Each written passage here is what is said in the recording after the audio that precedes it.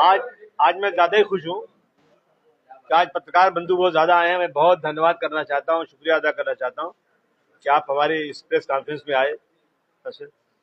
देखिए, देश के हालत और खासतौर से महाराष्ट्र का हालत भी दिन ब दिन जो है ना, सांप्रदायिकता में झुके जा रहे हैं।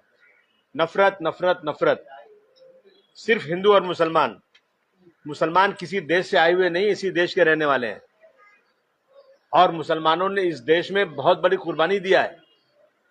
जब बंटवारा हुआ देश का 1947 में, तो मुसलमानों को चॉइस थी और कहीं जाने की, पाकिस्तान जाने की, लेकिन मुसलमानों ने पाकिस्तान के खिलाफ भारतवर्ष में रहकर भारतवर्ष जिंदाबाद बोला है। लेकिन आज जो हो रहा है ना, मंत्री पद पे बैठे हुए लोग रोजाना कहीं न कहीं नफरत के बीज बो रहे हैं। बोल दिया कि बुर्का पहन के लड़कियां एग्जाम नहीं दे सकती, आपने शुरू कर दिया आपने। और उसके बाद जो है चारों तरफ हंगामा शुरू हो गया, लड़कियों में डर पैदा हो गई, क्या करेंगे। चलो खैर, उसके बाद मैं स्वागत करता हूं शिक्षा मंत्री का, उन्होंने जवाब दिया उसका। लेकिन मैं मुख्यमंत्री जी से कहना चाहता हूं कि अभी उन्होंने कह दिया कि तबलीगी जमात पर बैन लगना चाहिए। मैं आज खुले मंच से कहना चाहता हूं कि तबलीगी जमात वो जमात है जो दुनिया में रहने का तरीका सिखाती है, जो आपसी प्रेम मोहब्बत और देश से मोहब्बत करने का तरीका सिखाती है, जो सिर्फ जमीन के नीचे और आसमान के ऊपर क्या है, क्या करना चाहिए इंसान को, वो सिखाती है। और ये कह रहे हैं तबलीगी जमात पे बैंड होना चाहिए। मैं पूछता हूँ नारायण राणे से, क्या तुम्हारी आंख नहीं है? तुम नहीं देख रहे हो कि कुंभ के मेले में जहां आप लोगों ने अनाउंस किया कि कोई मुसलमान की दुकान नहीं लगना चाहिए, जो दुकान लगे वहां पे नाम की पट्टी लगाओ ताकि मुसलमानों का बाइकआउट किया जाए। वहां पर जब इतना बड़ा हादसा हो गया, उसके बाद मुसलमानों ने अपनी मस्जिदें, अपने मदरसे, अपने घर सब खोल दिए।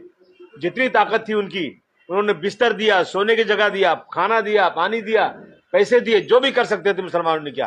लेकिन एक बार भी मुख्यमंत्री हो या ये जहर बोने वाले मुसलमानों के खिलाफ एक बार भी खड़े होकर ये नहीं कह रहे हैं कि हम मुसलमानों, वो मुसलमान जिससे हम नफरत करते हैं, वो मुसलमान ने उन्होंने कुंभ में क्या काम किया।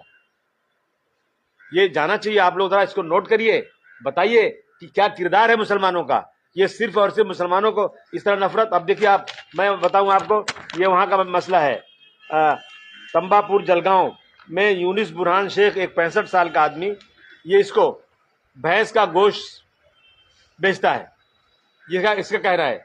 मैं नहीं कहता हूं भैंस का गोश्त हो या गाय या बैल का गोश्त हो, कुछ भी हो सकता है। आप कैसे पकड़ के 1 मिनट में तय कर सकते हैं कि ये गोश्त किस चीज का है?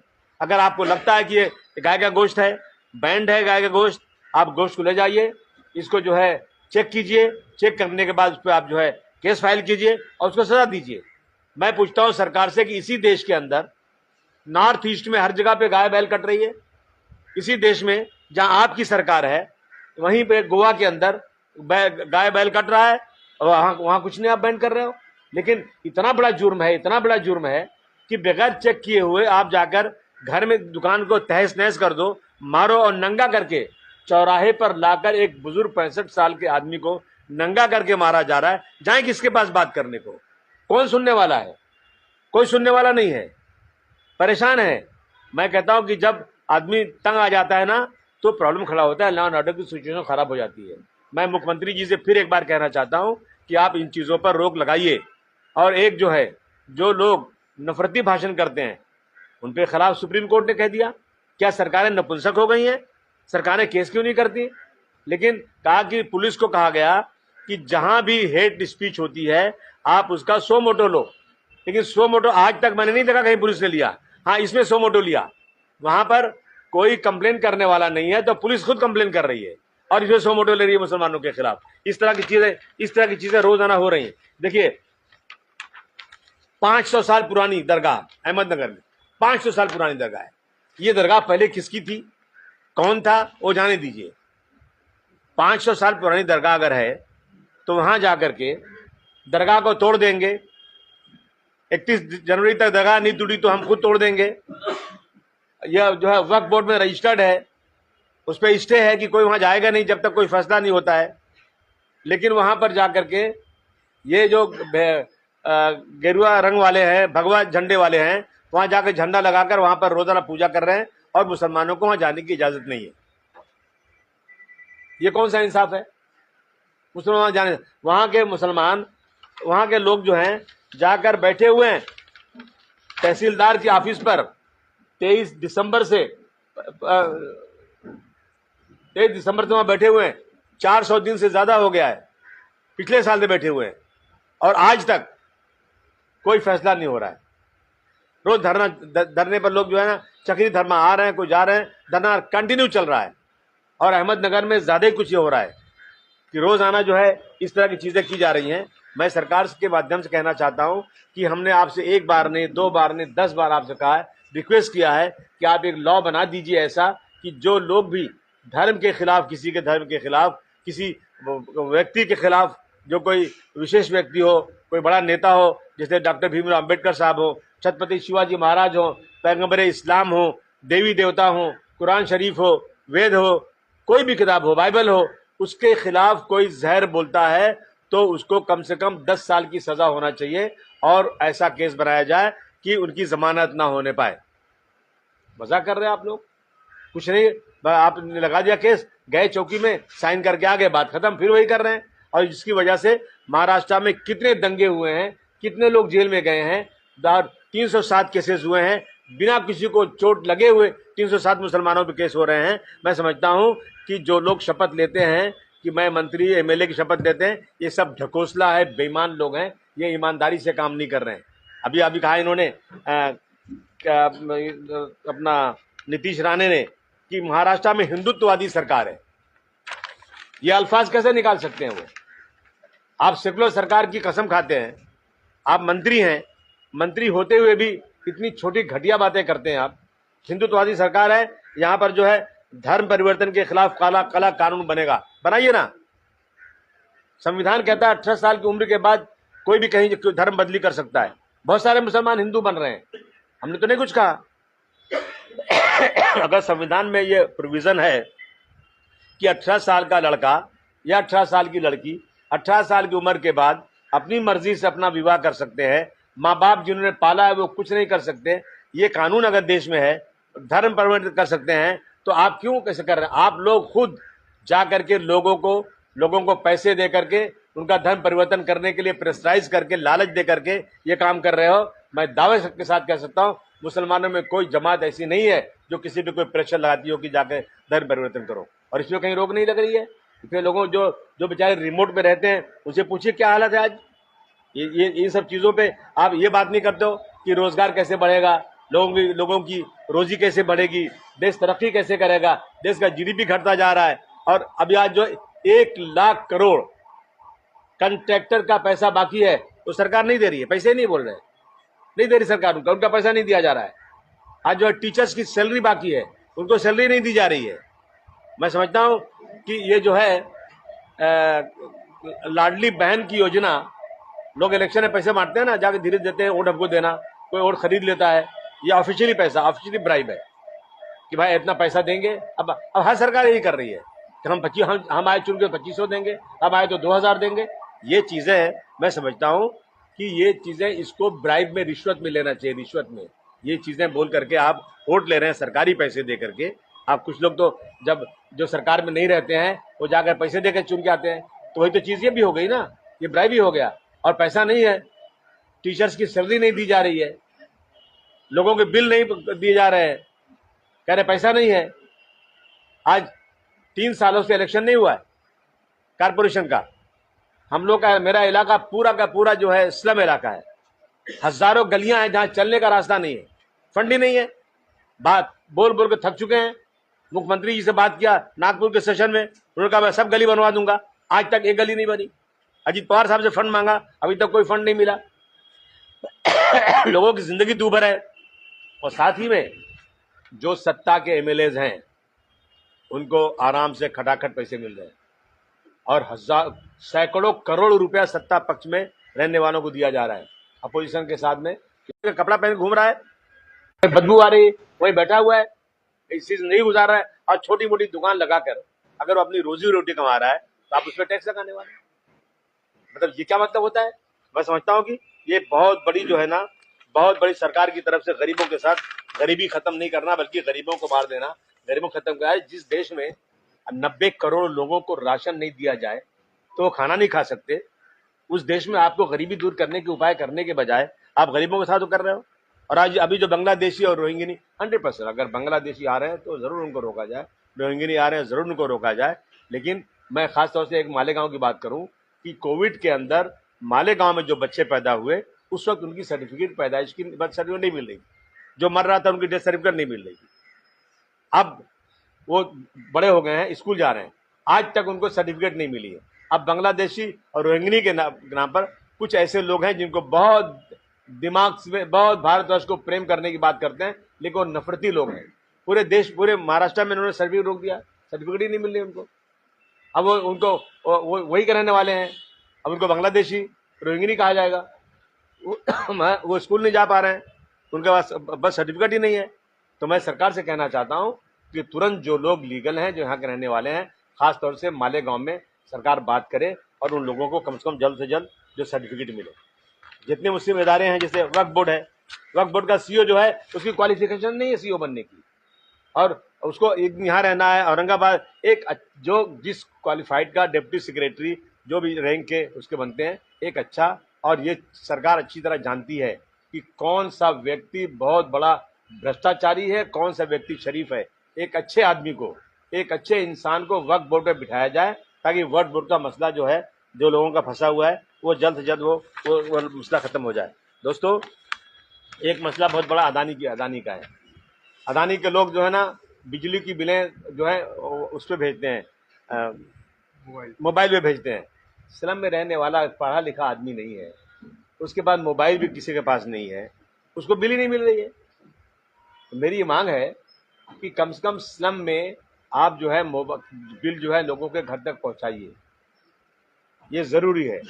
और आप बिना बात किए हुए आप लोग जो है ना, उनका मीटर आके उठा के ले चले जाते हो। अरे गरीब लोग हैं भाई, आप उनको बिजली माफ करने के बजाय, बिल कम करने के बजाय उनका मीटर निकाल के ले जाते हो। मेरी मांग है अदानी के सरकार से कि इनको इंस्ट्रक्शन दिया जाए अदानी को कि जिसका मीटर निकालना है, जिसकी बिल नहीं भरी जा रही है, 15 दिन पहले उनको नोटिस दी जाए हाथ में, और उनको नोटिस रिसीव्ड होना चाहिए। उसके 15 दिन के बाद उनका मीटर निकालना चाहिए। इस तरह से मीटर उनका निकालना बंद होना चाहिए। बिजली की बिल महाराष्ट्र में बढ़ती जा रही है। मैं पूछता हूं कि हरियाणा में क्यों? हरियाणा भी प्रदेश यहाँ का है, दिल्ली भी यहाँ का प्रदेश है, गुजरात भी है। हमारी ये मांग है कि जितनी बिल हरियाणा में है, दिल्ली में है और गुजरात में है, वही टैरिफ महाराष्ट्र में भी लगना चाहिए। महाराष्ट्र में बिल ज्यादा आ रही है, और इस बिजली के बिल ज्यादा बढ़ने से आज गरीबों का जीना मुहाल हो गया है, और ऐसे लोगों को बिठा दिया जो गरीबों को जानते ही नहीं। हालांकि कुछ साल पहले अदानी की हालत क्या थी सबको मालूम है। आज दिमाग खराब हो गया है। आप जो गरीबों के कुछ केयर ही नहीं है, बस पैसा लेना, पैसा लेना, पैसा, पता नहीं कितना पैसा चाहिए इनको। तो मेरी मांग है कि मैं कहना चाहता हूं कि जितने स्मॉल स्केल का बिजनेस हैं और रूम है, ये सब बिल्कुल से बर्बादी के कगार पर खड़े हैं।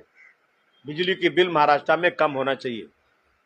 और जो ये मीटर लग रहा है, ये मीटर लगा रहे हैं, कौन सा मीटर लगा रहे हो, क्या नाम उसका? इलेक्ट्रॉनिक मीटर लगा रहे हैं। नहीं, जैसे एक आदमी अपना मोबाइल में 500 रुपया भर दिया, तो जब तक बात करता है 500 रुपया करता है, बाद में कट जाता है। ऐसे ही मीटर लगाने का इनका इरादा है कि जब बिल पूरी हो जाए अपने आप कनेक्शन खत्म हो जाए। ये क्या मतलब हो गया? ये आप टाइम दीजिए। स्मार्ट मीटर ये बिल्कुल नहीं चलेगा। हमारा देश डेवलप्ड कंट्री नहीं है। हमारे देश में पहले हमेशा दिमाग में रखना चाहिए कि मेरे देश में 90 करोड़ लोगों को राशन मिलता है तो जीते हैं वो। उस देश में आप लाओगे वो चीजें जो डेवलप्ड कंट्रीज में होता है, वो यहाँ बर्दाश्त नहीं किया जाएगा। समाजवादी पार्टी इन चीजों पर सड़क पर उतर कर जरूर जो है ना वो आंदोलन करेगी।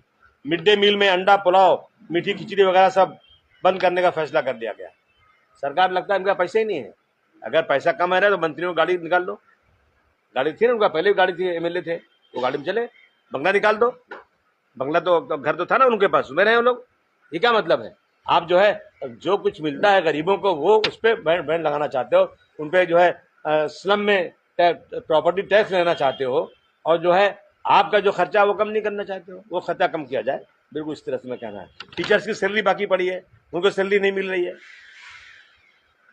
अब टीचर्स कहें कैसे? दो तो कई महीने की सैलरी रुकी रहती है। अस्पतालों को दवाएं रुक जाती हैं कि पैसे नहीं दिया। आज आप नायर जाइए, आप जितने बड़े बड़े अस्पताल यहाँ पर हैं उसमें जाएंगे आप, अगर आपको वो कराना है, MRI कराना है, आप बीमार आज हैं, बोले 20 दिन के बाद आओ, हमारा MRI खराब पड़ा है, चिट्ठी देते हैं, जाओ बाजू में करा के ले आ जाओ, उससे कमीशन मिलता है, दवाओं की चिट्ठी दे दी जाती है। ये खुलेआम हो रहा है, ऐसा नहीं कुछ छुप के हो रहा है, और रोजाना हो रहा है। लेकिन बोल बोल के थक गए, सरकार के कान पे जूं नहीं रेंग रही है।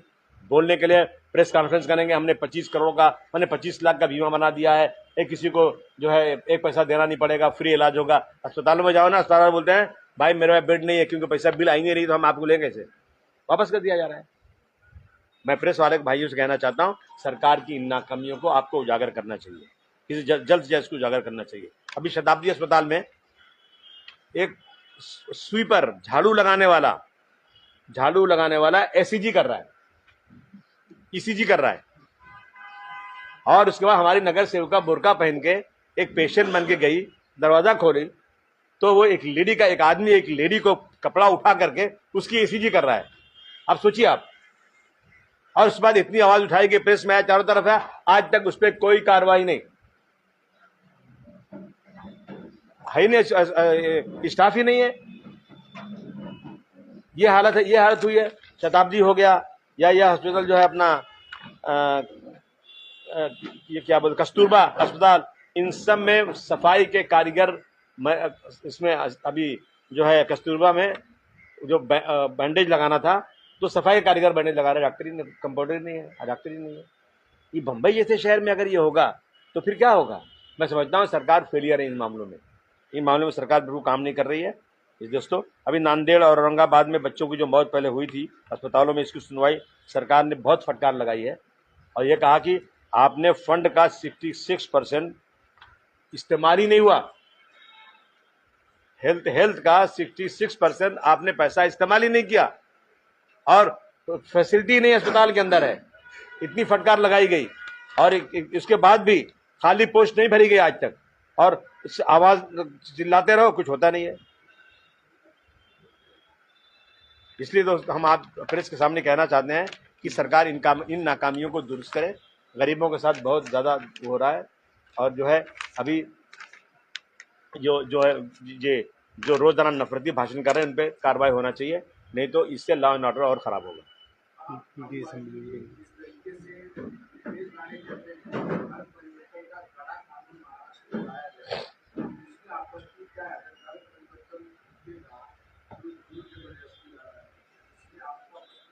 मैं पूछूं, जिस देश में औरत साथ में रह जाए कानून बनाने की बात हो रही है, जिस देश में आदमी आदमी के साथ शादी करके रह सकता है, आजादी की इतनी बात हो रही है, तो फिर आप धर्म परिवर्तन ला करके आजादी क्यों रोकना चाहते हैं।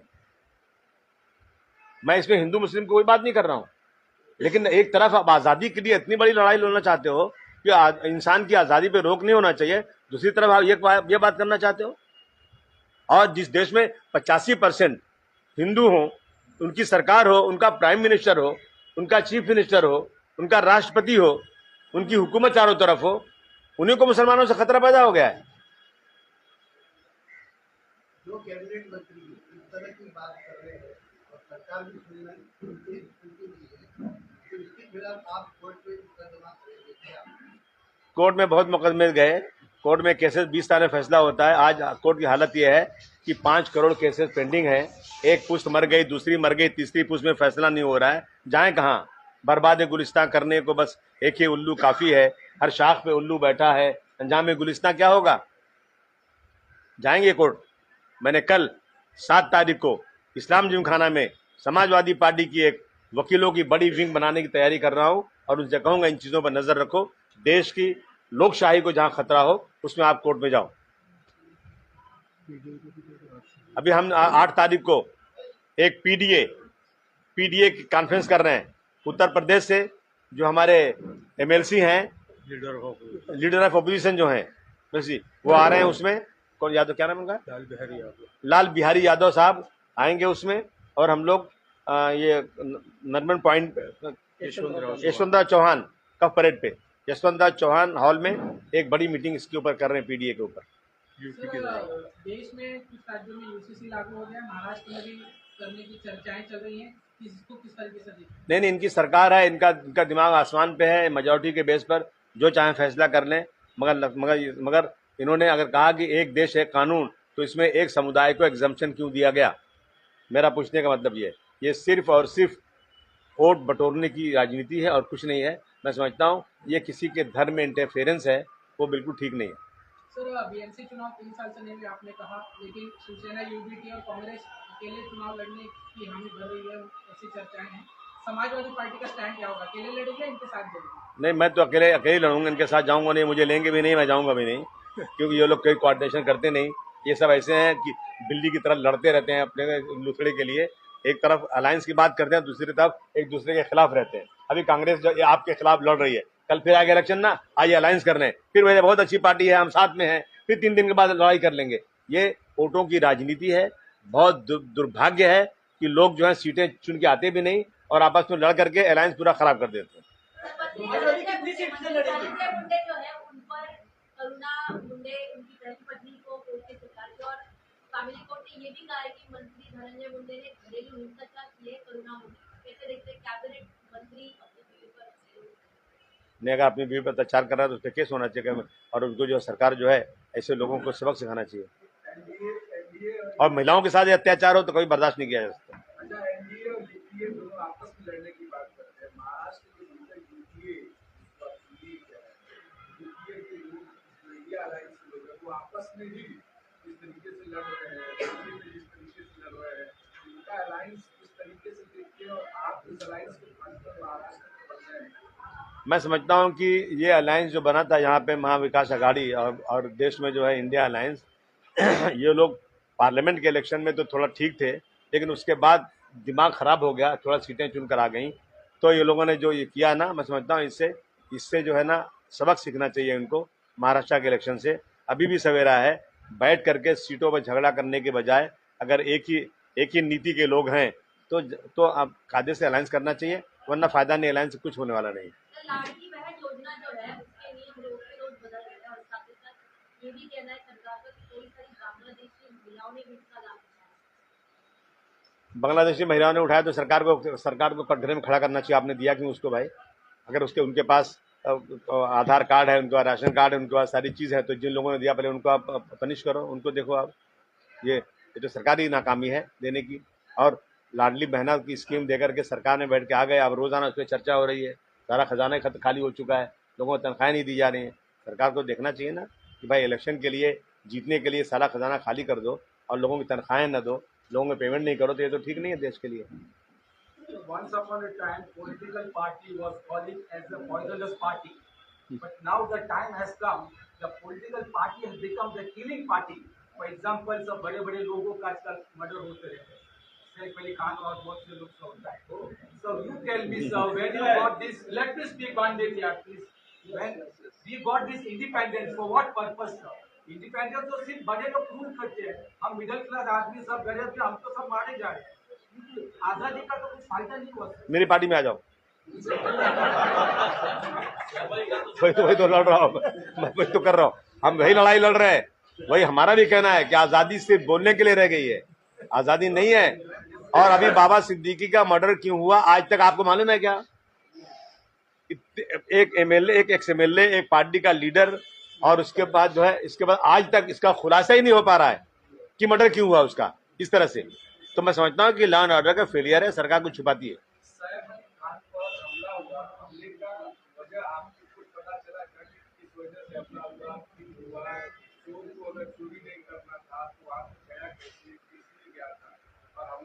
चलिए, मैं और आप चले पूछते हैं होम मिनिस्टर साहब से, बताते ही नहीं तो क्या करूं?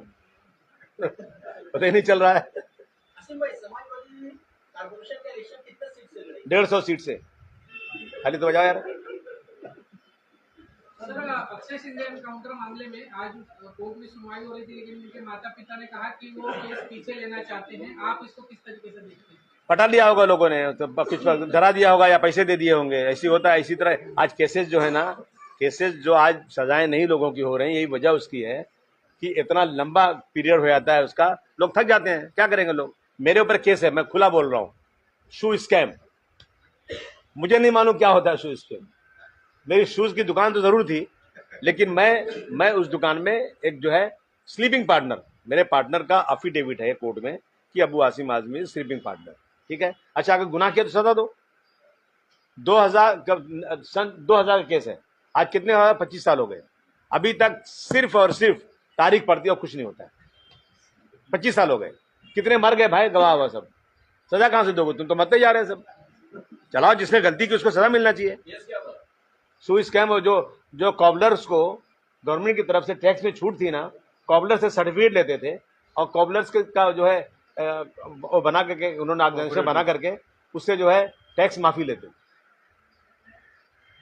दिल्ली चुनाव हो गया, बीजेपी कर रही कि हम तो सत्ता में आ रहे हैं और वहाँ हमारी सरकार बनने वाली है, तो इसमें क्या गणित है? नहीं, वो पता पहले से पता रहता है इनको, तो बोल देते हैं इतना, लेकिन मुझे लगता है इंशाल्लाह आएगी यूपीए की सरकार, मैं दुआ कर रहा हूँ। सर, अभी अमेरिका राष्ट्राध्यक्ष डोनाल्ड ट्रम्प जो है वो इंडियंस को, जो निर्वासित इंडियंस थे वहाँ पे, उनको वापस भेज रहे हैं, अहमदाबाद में साइन कर रहे हैं, कैसे देखते हैं? नहीं देखिए, ऐसा है ना कि हमने सिखाया उनको ना, हम ही सिखा रहे हैं उनको।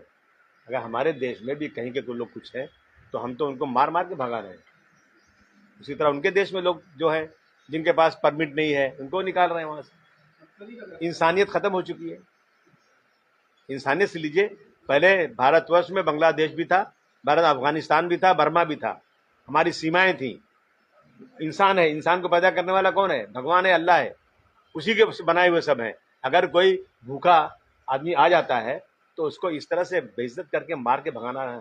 हम लोग, हमारे ये है कि हमारा संस्कृत, हम लोग खाना खिला के आराम से उनके एम्बेसी को बुलाकर उनको भेज दें यहाँ से। तो देख रहे हैं 30-30 साल से रहे हुए लोग मार मार के जेल में भेजे जा रहे हैं।